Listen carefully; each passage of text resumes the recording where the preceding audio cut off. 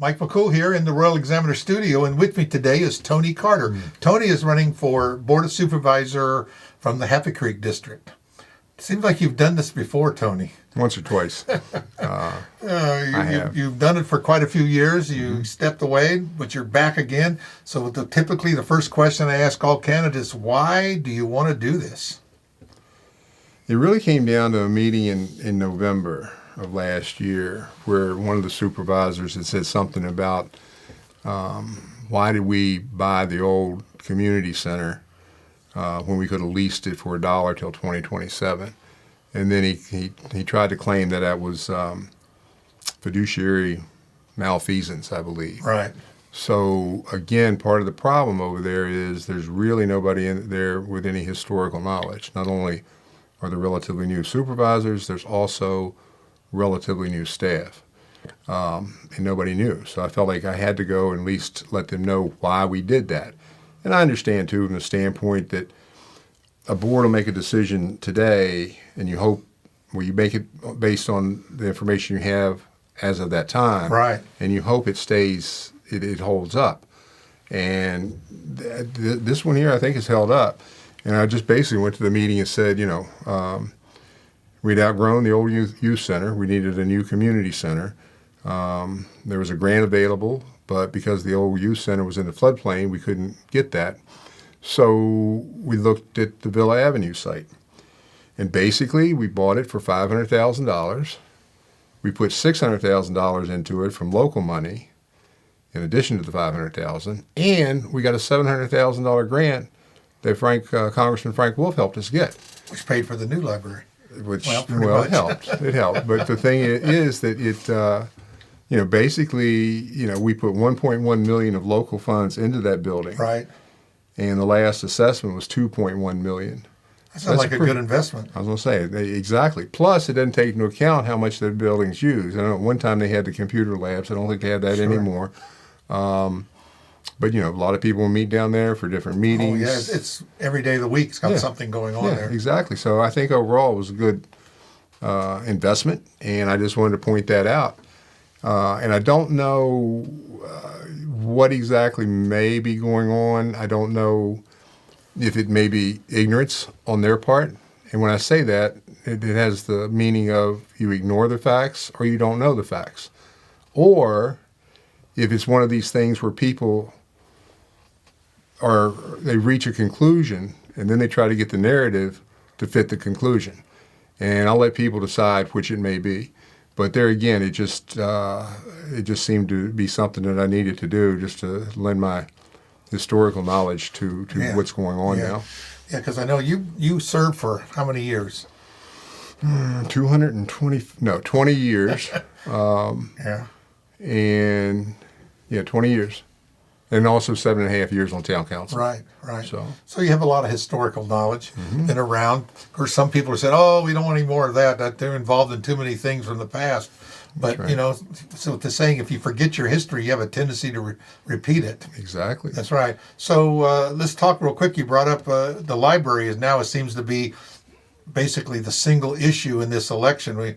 We have pro-library candidates and anti-library candidates. And what say you? I'll definitely support the library, and that's something too that when I was on the board along with my other colleague supervisors, the Samuels had outgrown the Villa Avenue building, and we worked out an agreement where the school owns the property and the county owns the building, and the library, Samuels, owns everything within the building, and that was.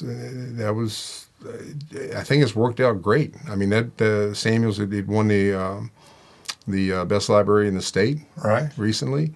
It serves a lot of people, all different types of people. They got programs for everything. Cradle to grave. Yeah, and I don't know. I don't know if this is exactly correct, but I know that the library is used by a lot of homeschoolers, and that's their primary library. Right. But like you said, they've got programs for everybody. Yeah.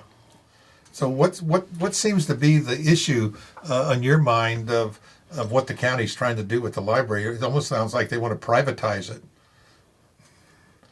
or governize it. Is that a word? Yeah, I don't know Governance. exactly. I mean, it seems like all this stems from a couple years ago when they were trying to ban some books. And there again, I don't disagree that there are some books in the library that are not age appropriate, and that's where the parents have to get involved. Sure. I think that they've got them in a separate section. I believe they have. I think they have. I know that if a child's at a certain age, they cannot check out that book. Right. And it just seems like this is going on and on. And that's the other thing it seems too. I mean, I'm not being right in the middle of it, but it seems like they've tried, the board and the Board of Samuels and the Board of Supervisors have tried to meet and hash these things out. And it just, I mean, from what I see from the outside, it just looks like there's nothing that the library that could provide that would satisfy. And it's like that one saying I remember hearing, you know, for those that believe, no proof is needed. For those that don't believe, no proof will suffice. Right. And it seems like that's where we are right now. And they're spending so much time on it. Time and money. It is. Let me write that down. Yeah.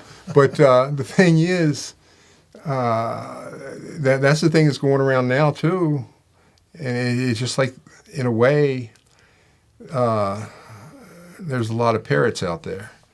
Somebody says something, and then the other people say, "Oh yeah, that's right, and we'll do this and that." And but it seems like one of the things going around now is, "Oh, why do they keep talking about the library? That issue was resolved a year ago." Well, no, it hasn't. If you look here recently, I think it was either last meeting or they're having a special meeting or whatever, and they're going to spend $10,000 to get FOIA information from Samuel's library. So this thing is not over. The other big question is going to be too, if they do move forward with this for-profit firm, they have no building, and Samuel's owns the books. So what are they going to do? The only thing I can think of is they're going to wind up having to go to court and get this thing settled. And no offense to our good attorney friends out there, but the real winner is going to be the attorneys.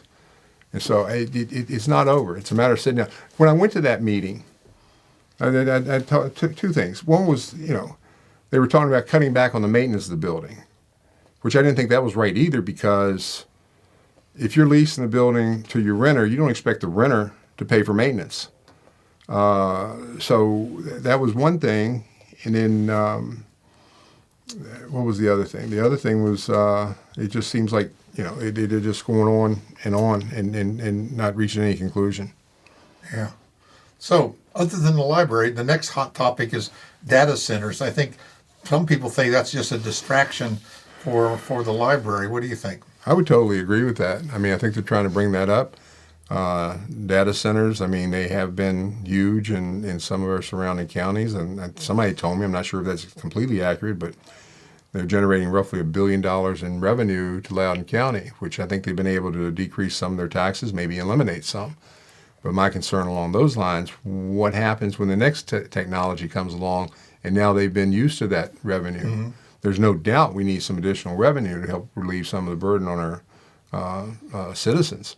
But we need to find the right one. And as far as I know, I don't think anything's changed. There's no ordinances in place for data centers.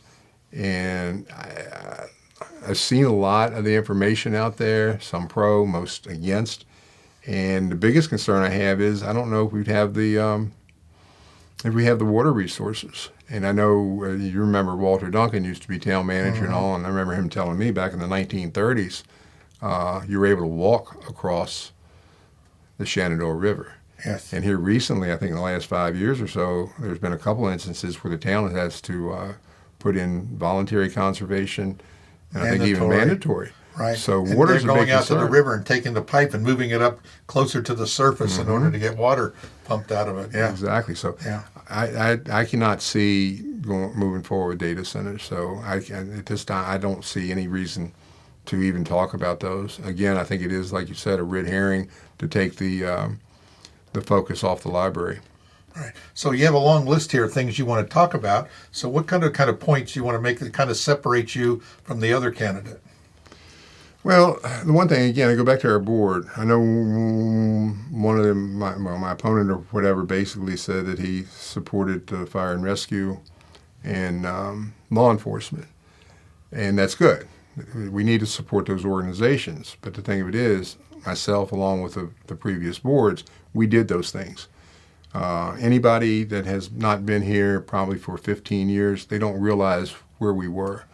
I remember, I guess back in the 90s, it was tough to even fix a broken window in the schools. And if you don't take care of maintenance, it's either pay me now or pay me later. And then the price goes up. So what we did, or what we had done in the past, just the lists as far as the schools go, we built a new Skyline High School. We renovated the junior high into the Warren County High School. We built the new middle school, Warren County Middle School.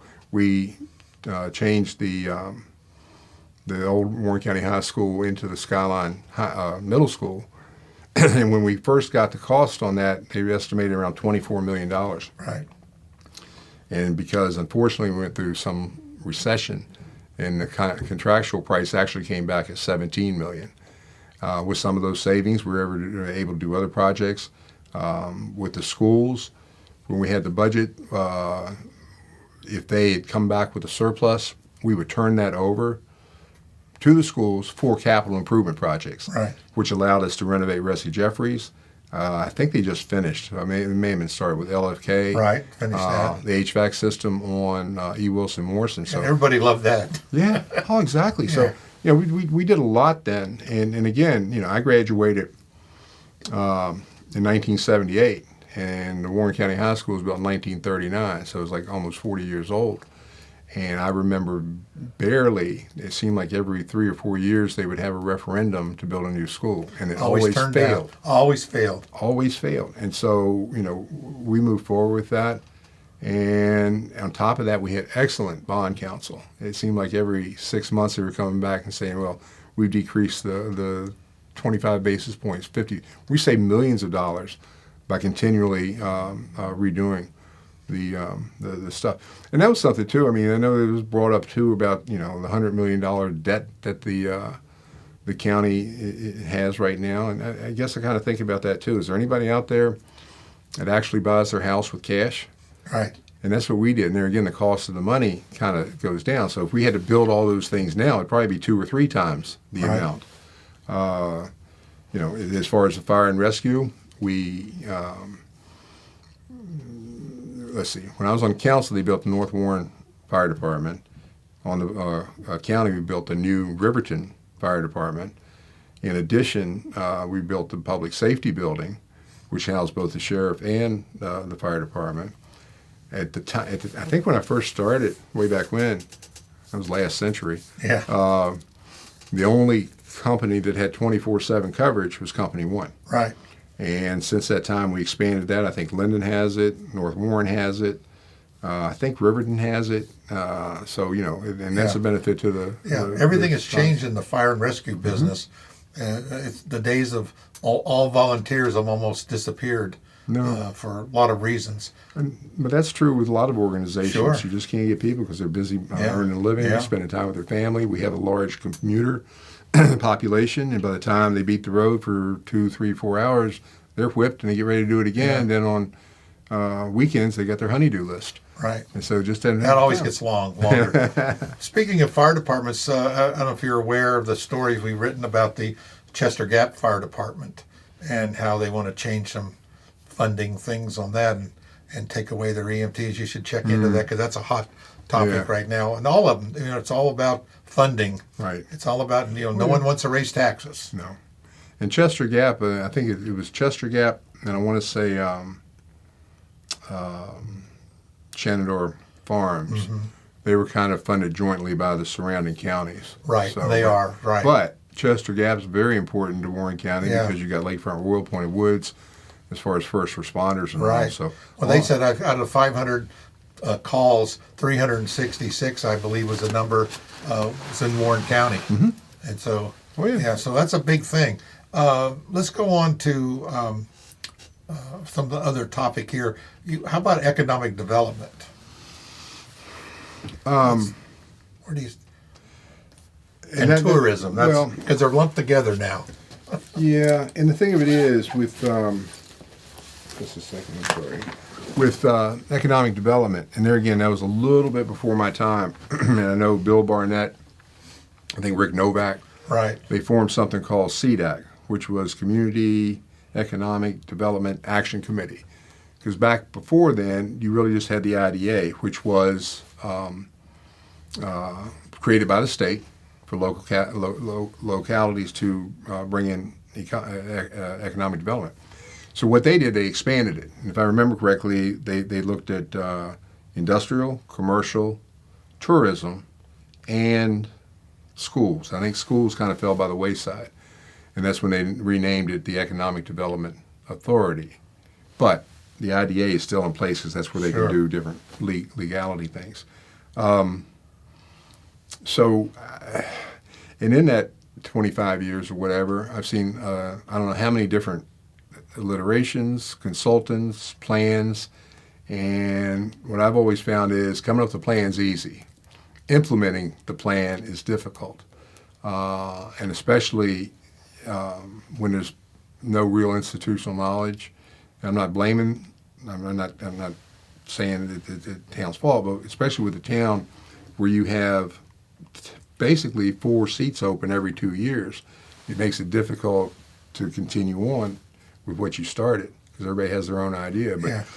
You come up with a plan, they all agree, the next group comes in and changes it. exactly. Yeah. But tourism is and can be an important part of our economy. And we have, and that was the thing too, back before we developed 522 and had some motels, the county, or hotels, the county had the attractions, the river, the mountains, the golf courses, and other things. But everywhere for people to stay was in town. But yeah, and well, that's the other thing too. And I think it was one of the last things. We used to get like 2% lodging tax. That's what the state allowed. And then they bumped it up to 3 to 5, I think 5 cents. But that 3 cents had to go towards tourism. And I know they're towards the end of my tenure or whatever, they were trying to work with the town because it has to be a collaboration and work together. There's no use doing the same thing. The other thing too is, let's start back there with CDAC and look at some of these other plans and see what they recommend. And we don't want to have the attitude where been there, done that, it's not going to work. We have to look at it from the standpoint, we tried this before, it was a different economic climate, a different demographic climate. Let's go ahead and see if we can get this working. And some of the things they were talking about too, I guess, I don't understand why they would turn over economic development to the Parks and Rec. I mean, whatever. But here again, there's some of the comments I'd seen too, and somebody said, well, maybe we can have a ski resort. Been there, done that. Yeah. It was about 35 years ago. It was down there in London, and it was up there next to High Knob, and I think they lasted 1 year. Yeah, And part of it's that funny. was because of the temperature. And I think Yeah. down the valley, I think a couple of the other ski resorts have kind of struggled with Yeah. being able It to was snow. funny, we had snow every year for the 10 years before, Yeah. and then the 1 year that they put it in, we didn't get snow. Yeah. Oh, yeah. I know. But Things so- do happen, and things change. I mean, They do. things change. Our demographics of our county Mm-hmm. change. And I can remember, you go back to the older EDA, and I think what it really takes is, what was the guy, Hebner, was that his name? Steve Hebner, And yes. I always, my attitude about it, all the things you see out on the corridor and the jobs and the businesses, Mm-hmm. he went out and got and drug them in here. And I would try to convince people, we've talked about committees, you got to have a salesman. It's not a job you just sit at a desk. No. You got to go out and sell our community these businesses, and there's people looking all the time. Right. And we have a lot of things that we are good at. Well, that was a partnership with the state, Virginia Economic Development Corporation, I think it was Right. called. And, they would send us leads and things of that nature. And the one thing we had going for us was we're 66 and 81 converged. Right. And we brought in Torrey, we brought in Family Dollar, Right. amongst others. And the thing of it is, it's we want to try to bring in. We got this jobs. inland port right here. The inland port's been a help. Yeah. That's right. Yeah. So, but yeah, it's something that we need to focus on and try to relieve some of the tax burden. Industry is a little bit easier to bring in because they're looking for tax incentives. They're looking for the road system. They're looking for the workforce. The one thing that we did, and that was kind of outside the scope, but with Riverton Commons and the Crooked Run, I mean, that brought in a lot of commercial business, which provided places for our folks to shop. Prior to that, and that happened, I think, started happening when I was on council. Sure. And that's what happened too, because more often than not, you go over to Winchester on Saturday night, Yeah. and you wind up seeing half of Front Royal. We used to drive up to Winchester sometimes 2 or 3 times a day. Oh, we got to go get something. We Yeah. got to drive to Winchester to get it. Yeah. And what that was doing, it was help paying for Winchester and Frederick County schools Yeah. because of the tax base. But the only thing is, it's a little bit harder, because I know that's one thing that's out there as far as we need another grocery store on the south end of town. But it's a little bit more difficult to bring in a commercial development because they're looking at demographics Sure. and stuff like that. And like I said, we got the commuter population, and more often than not, people are going to shop where they work on their way home. So we need to look at that and see what we can do. Yeah. What else you got on your list there?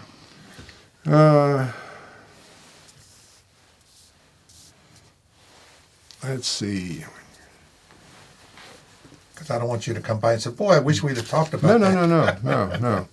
It's just the main thing, like I said, and just to reiterate that the library itself, it's not a done issue, and we need to get in there and make it work. And by all means, we need to make sure that they are doing the financials correctly. There's no doubt in my mind that they are, and that was one of the things too, which I found interesting, where it was stated that.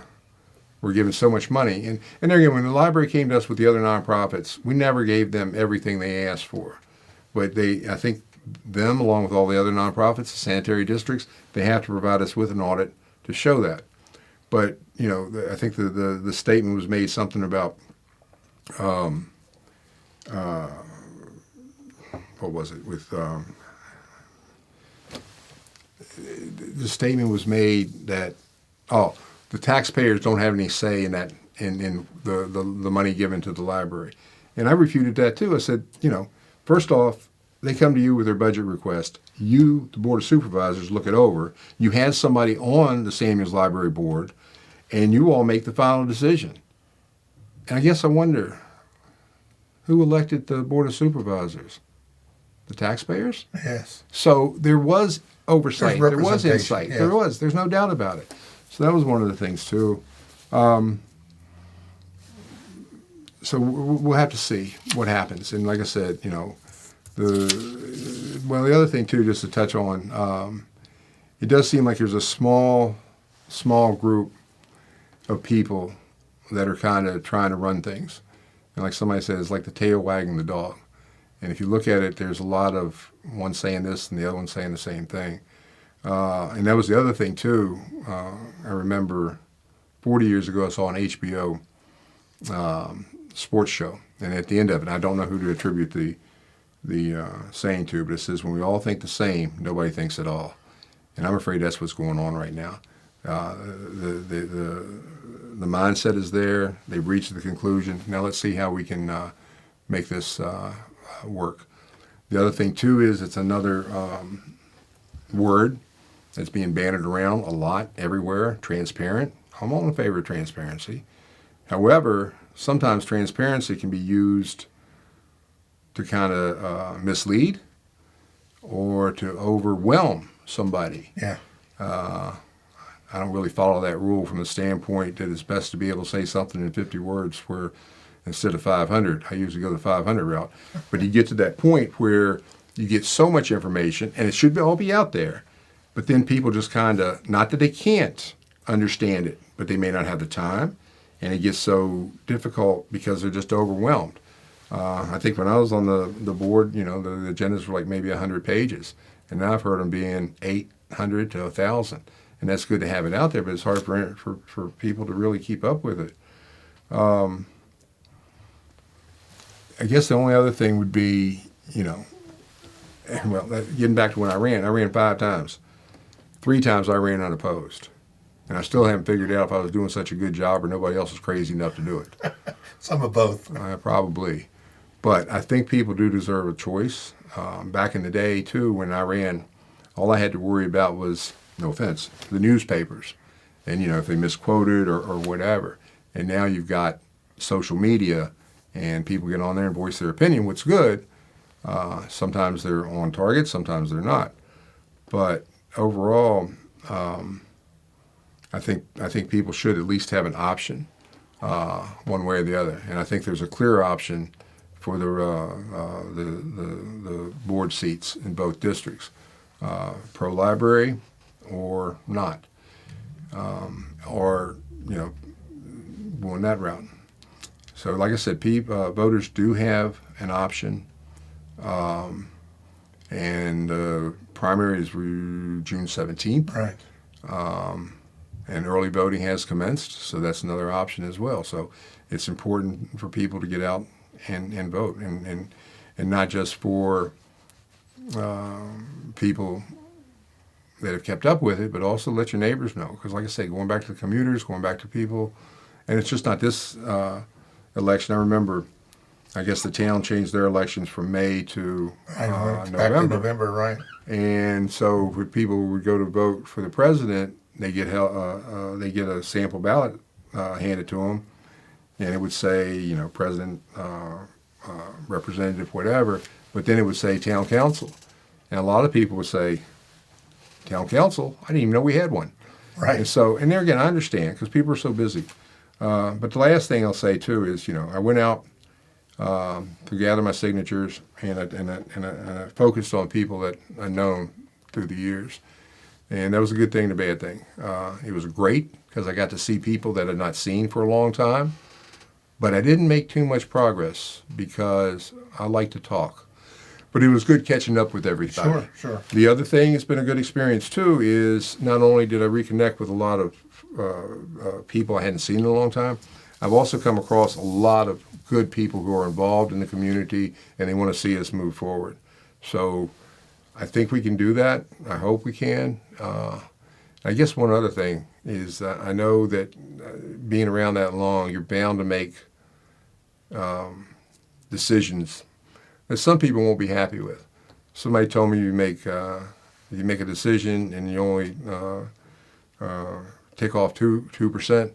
Well, it only takes 50 decisions. Ticked off everybody one way or the other. And I know decisions I made in the past, some people weren't happy with it, but I can guarantee you every decision I made was the best interest of Warren County. And, if it was the Happy Creek District or if it was the Fork District, if it benefited Warren County and the citizens as a total, I stood by that. Yeah. Well, Tony, I appreciate you coming in, sharing this with us. And I Thank think you, sir. Hopefully we'll see you again. We still got another month left and see what's come up. We'll check back in a couple weeks and we'll see how it goes. Okay. Because we have 2 people running for Happy Creek and 2 people running in the Fork District. So that's pretty much the ballot for this. This is a primary. That's correct. But it looks, unless we have some strong independent candidates come up, basically who wins the primary is pretty much going to win the November election as well if they don't have anybody running against them. Pretty much. But I hear a couple of independents wanting to get their name in there, and we'll see what happens on that. But you're welcome to come back anytime, as well as any candidate that's running. We've had your opponent, and we try to get. In fact, we had all 4 candidates now in, and we hope we get them back again. And good luck, and hopefully it works out for you too. I want everybody to win. I appreciate it, Mike. All right. I appreciate the job you and the World Examiner do as well. It's good. Yeah, we appreciate it. Thanks again. All right, take care.